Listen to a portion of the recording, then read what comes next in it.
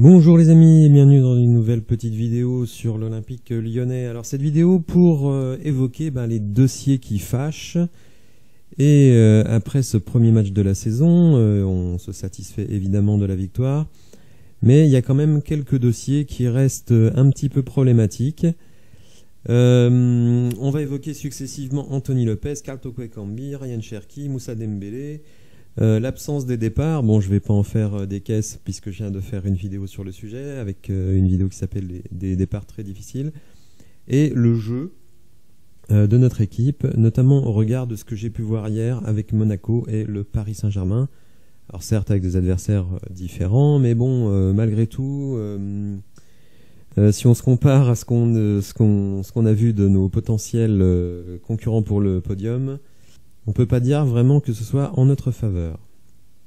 Alors premier dossier, Anthony Lopez, donc évidemment expulsé à la 25e minute sur une faute d'une part dangereuse pour l'adversaire, mais évidemment problématique pour notre équipe puisque Anthony donc a été exclu du match et surtout il va prendre une suspension. Il passera en commission d'ailleurs mercredi, donc on saura sans doute assez rapidement quelle sera la durée de cette suspension. Mais l'équipe ce matin évoque le sujet et vous allez voir que la suspension sera peut-être pas aussi longue que l'on pouvait le craindre. Donc dans un article d'Hugo Guimet, on nous dit: dans le rapport du match, le gardien lyonnais n'a pas pris rouge car il était le dernier défenseur, mais parce qu'il a commis une faute grossière, ce qui l'expose à 3 matchs fermes de suspension selon le barème. En raison de ses antécédents, il s'agit de la seconde expulsion de sa carrière en près de 400 matchs, la première pour jeu dangereux et de son comportement après la faute. L'un de ces matchs pourrait être transformé en sursis.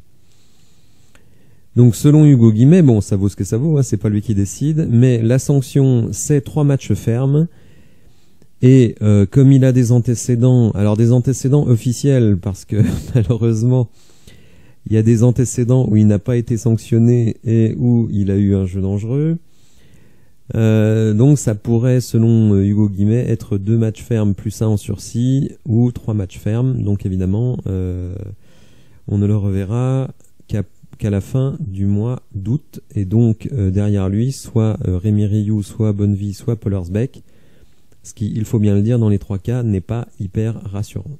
Alors je ne vais pas en faire des caisses sur Anthony Lopez, je pense qu'il est parfaitement conscient que sur ce coup-là il a dépassé les bornes, il se fait évidemment déglinguer dans les médias, les autres adversaires vont essayer évidemment de lui faire péter les plombs. Ce qui est embêtant, c'est qu'il y a 2 ans, quand il fait la faute sur le joueur d'Angers, dont j'ai oublié le nom, où il lui met le genou dans le dos. Alors pour moi, il n'y avait pas faute, très sincèrement, mais bon, on va dire que c'était là aussi un excès d'engagement. Mais surtout, Anthony avait accepté d'aller dans les médias pour se justifier, etc., etc. Et il avait enchaîné une saison vraiment pas bonne du tout. Alors la saison dernière a été bonne, mais c'est la saison il y a 2 ans, où il a vraiment été à la ramasse. Et ce qui nous a coûté des points est peut-être la Ligue des Champions, donc il faut pas minimiser. Donc comment va-t-il rebondir psychologiquement après ce match-là? Alors je lui déconseille d'aller dans les médias pour se justifier, qu'il aille devant la commission, d'ailleurs c'est ce qu'il va faire, exprimer ses regrets, la jouer profil bas et puis faire une grande saison.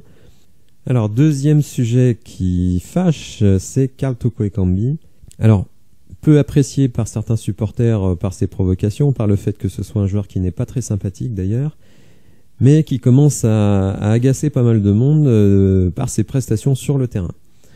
Alors je vous rappelle qu'il a pris 3 sur 10 dans l'équipe pour son dernier match, mais je dirais que c'était une note qui, au regard de ses performances, était très généreuse, parce que franchement, il n'a absolument rien fait. Et il suffit de regarder ses statistiques, donc ça c'est les statistiques du match.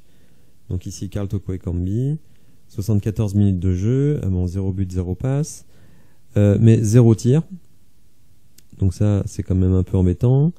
AMT, alors normalement voilà, on a c'est les actions menant à un tir, pas à un but, un tir, donc il y en a eu une seule. Des passes, seulement 30 et 25 réussis. 83%, on va dire c'est pas mal, mais c'est quand même en dessous de la moyenne de l'équipe. Et les passes progressives, donc ce sont les passes qui permettent de faire avancer le ballon vers le but adverse à au moins 10 mètres de son point le plus éloigné au cours des 6 dernières passes. Bon, c'est un peu pourri, mais enfin bon, les passes progressives, voyez, seulement une. Donc vraiment, il a été totalement transparent dans ce match. Et comme on l'a vu ici, sur ces 8 derniers matchs avec l'OL, c'est aucun but, aucune passe. Alors que par le passé, quand on remonte plus loin, vous voyez, toujours régulièrement, il y a une passe, un but, etc. Bon là, il y a eu un petit trou de 5 matchs. Mais avant ça, voilà, régulièrement, des passes, des buts, des passes, des buts. Donc là, ça nous paraît long. Et force est de constater que dans l'esprit de Peter Bosz, Karl Toko Ekambi, c'est un intouchable, totem d'immunité, il peut faire ce qu'il veut, il peut jouer très très mal, comme c'est le cas en ce moment. Il peut tirer à côté alors qu'il est à 4 mètres du but de manière régulière. En gros, il peut jouer comme Tino Kadewere et être titulaire. C'est quand même extrêmement frustrant. Alors, statistiquement, il se rapproche évidemment du moment où sa série négative va s'arrêter. D'ailleurs, il va peut-être mettre un doublé ou un triplé dans le prochain match et le dossier sera clos.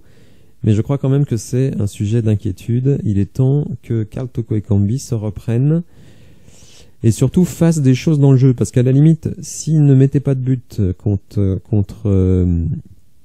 Ajaccio, ou de passe D, ça me gênerait pas trop, mais c'est surtout qu'il n'a vraiment rien fait du tout, quoi. C'est-à-dire, il n'a absolument rien créé.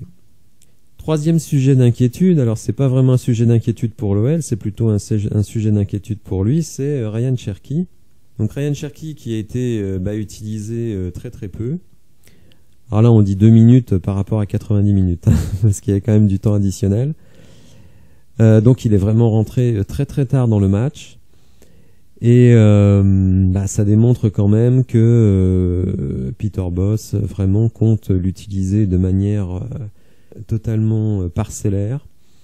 Il n'entre pas du tout dans les plans du jeu. On se demande même s'il fait rentrer pour faire plaisir, puisque Ryan n'a toujours pas signé sa prolongation. Et évidemment, si Ryan traîne pour signer, c'est que il veut voir ce qui se passe dans ce mois d'août au niveau de son temps de jeu, et évidemment un match comme celui-ci ne va pas le conforter dans l'idée qu'il va jouer. Donc on est le 7 août, pas de prolongation.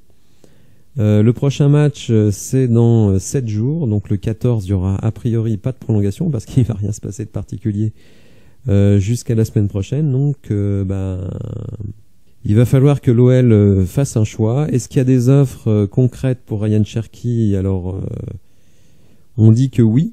Alors, c'est sans doute vrai, mais est-ce que lui a envie d'aller dans les clubs qui sont susceptibles de faire des offres?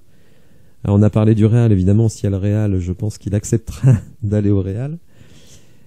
Mais voilà, c'est quand même un dossier qui commence à être un peu un caillou dans la chaussure pour l'Olympique Lyonnais. Et les signes qui sont envoyés à Ryan Cherki sont pas très positifs, étant donné le temps de jeu qui lui est accordé pour le moment.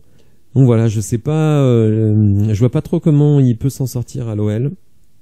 Alors lui, évidemment, il peut faire sa saison, il est en dernière année de contrat, et puis partir libre l'été prochain. Alors, autre sujet qui fâche, évidemment, Moussa Dembélé. Alors on va me dire pourquoi c'est un sujet qui fâche, il était blessé. Alors il était blessé, oui, il était blessé, mais était-il vraiment blessé? Moi j'ai 2 forts doutes, je dois vous le dire. On remarque que depuis le début de l'été, vous savez quel traitement lui est réservé, c'est-à-dire d'être remplaçant, alors que c'était notre meilleur joueur offensif la saison passée. Il était vice-capitaine, faut quand même pas l'oublier. Mais surtout, on constate que Moussa Dembélé, il participe normalement à tous les matchs. Il participe à tous les matchs, sauf quand il est vraiment blessé, parce que là, il est blessé longtemps. C'est un gars qui est solide, qui joue quasiment la saison passée les 90 minutes à chaque fois. Bon, je sais pas, c'est peut-être un procès d'intention de ma part, mais j'ai l'impression que Moussa n'a pas envie d'être sur le banc, mais en même temps, il semble refuser les offres de transfert. Alors, autre point d'inquiétude, donc c'est le 5e. Bah, c'est le jeu de l'OL contre Ajaccio, donc un promu, plus petit budget du championnat. Et on voit que ça, ce sont les stats d'équipe. Hein, donc vous voyez que on a... Alors hier dans l'équipe, on nous accordait, je crois, 1,24 d'expected goals. Le site FBref, lui, nous en accorde 1,5. Ils sont plus généreux. Bon, c'est pas Jojo, hein, 1,5. Sachant que dans les 1,5, il y a évidemment le penalty. Donc si on enlève le penalty, on n'est qu'à 0,7. Donc c'est quand même pas terrible. Donc une équipe promue, alors certes, qui est une équipe qui avait une très bonne défense en Ligue 2. Je pense que c'était même la meilleure défense de Ligue 2 et depuis de nombreuses années. Mais on leur met 2 buts très rapidement et ensuite on ne voit quasiment plus rien. Une ou deux contre-attaques par-ci par-là, pas super bien gérées, mais c'est à peu près tout. Donc moi je suis très inquiet. Et je suis inquiet notamment quand je nous compare à nos adversaires, puisque hier on avait la chance que 2 équipes qui sont... Alors des rivaux, je sais pas, parce que quand je vois les matchs, j'ai du mal à nous voir rivaux avec ces équipes-là. Monaco et le Paris Saint-Germain. Ce qui est intéressant, c'est que Monaco donc jouait quand même Strasbourg à l'extérieur. Strasbourg qui est une équipe quand même qui sort d'une super saison. Alors Monaco a eu chaud aux fesses puisqu'ils ont failli se faire rattraper en toute fin de match. Mais si on regarde le match, croyez-moi, c'était autre chose que ce qu'on a vu avec l'OL. Hein. Et le PSG, évidemment, 5-0. Alors justement, face à une équipe comparable. Alors comparable, oui et non, puisque Clermont est une équipe qui ouvre énormément le jeu, qui a l'habitude aussi de prendre des valises, qui est censé prodiguer un très beau jeu, mais c'est surtout un jeu de passoire défensive. Donc voilà, le 5-0 peut s'expliquer, mais moi je parle du fond de ce qu'on a vu, que ce soit en termes de disponibilité athlétique et de fond de jeu, franchement, il n'y a pas photo par rapport à ce que l'OL a démontré. Alors, dernier sujet qui fâche, évidemment, les départs, toujours, hein, on ne s'en sort pas. Donc Boateng qui était sur la feuille de match, aucune rumeur, aucune info, idem pour Damien Da Silva. Oscar Sarr toujours là, donc Oussem Aouar, on a eu le Betis, on a eu des clubs anglais, et puis plus rien, donc... Malheureusement, ce dossier... Alors malheureusement, moi je m'en fiche. Hein, si Oussem Aouar reste, je trouve que c'est un très bon joueur, donc j'ai pas de souci avec ça. Tino Kadewere, même chose, on n'entend absolument rien. Et Moussa Dembélé, je viens de l'évoquer. Donc là encore, le problème d'avoir des joueurs dans cette situation-là, c'est qu'ils peuvent très clairement polluer l'atmosphère dans le groupe. Parce que ce qu'il faut savoir, c'est que évidemment, tous ces joueurs-là ont des copains dans l'équipe et des copains qui jouent. Et voir leurs potes maltraités parce qu'ils ne jouent pas, ça peut créer des tensions. Donc c'est toujours mieux qu'un joueur qui est en instance de départ parte plutôt que d'être dans l'incertitude. D'une part parce qu'on peut toujours se dire qu'il va peut-être pas se donner à fond sur le terrain. Et puis que il peut avoir de la mauvaise humeur, de la rancœur. Et évidemment, dans un vestiaire, ce n'est pas une situation idéale. Donc c'est un mercato qui est très difficile. Alors sans doute les choses vont s'accélérer vers la fin août. Mais le problème, quand vous avez des joueurs que vous n'arrivez pas à faire partir et que vous les faites partir tard, déjà vous avez moins de choix pour les remplacer. Et en plus, il vous faudra un temps d'adaptation pour intégrer les arrivants. Donc vous créez des problèmes là où normalement il ne devrait pas y en avoir. Voilà, bon en tout cas j'espère que vous avez apprécié la vidéo. Si c'est le cas, n'hésitez pas à la liker, à vous abonner à la chaîne, c'est très important. Et je vous dis à bientôt pour une nouvelle vidéo. Merci, au revoir.